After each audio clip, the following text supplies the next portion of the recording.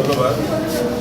আমাদের এই গাজীপুরের মধ্যে এবং আমাদের এই সিটি কর্পোরেশনের মধ্যে এত সুন্দর একটি প্রতিষ্ঠান আছে, আসলে না আসলে বোঝা যেত না। আমি প্রথম আসছি এবং এই আমার সিটি কর্পোরেশনের দায়িত্বে থাকার আসার পরে আমি ওনাদের কাছ থেকে আমন্ত্রণ পেয়েছি এবং দেখে ওনাদের প্রতিটি ডিপার্টমেন্ট, প্রতিটি ক্লাস, প্রতিটি লাইব্রেরি এবং কি টিচিং যে ব্যবস্থাপনা এবং কি উপস্থাপনা সব কিছুই আমার মনে হয়েছে যে আমাদের বাংলাদেশে অনেক এরকম হসপিটাল আছে, ব্যক্তি মালিকানা হোক, সরকারি হোক, তার সাথে এটা একটা অন্যতম।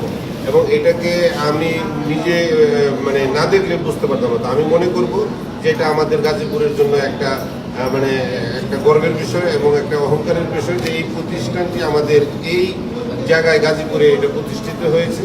তো আমরা সকলেই আজকে থেকে মনে করব যে এই প্রতিষ্ঠানটি এটা আমাদের প্রতিষ্ঠান, এটা আমাদের সকলেরই একটা সুনজর যেন থাকে এবং বিশেষ করে আমাদের সরকারের জন্য একটা সুনজর থাকে। আরেকটা বিষয় বলতে চাচ্ছিলাম যে আমরা দেখেছি যে হাসপাতালের গেটে লেখা ছিল যে এরশাদ নগর একটি এলাকা 49 নম্বর ওয়ার্ড সিটি কর্পোরেশন, সে এলাকাকে মার্ক করে রাখার কথা বলতে বলতে পারে একটা এলাকায় কোনোদিন হসপিটাল মার্ক করে রাখতে পারে বা বৈষম্য করতে পারে, এই বিষয়টি আপনার নজরদারিতে এসেছে কিনা?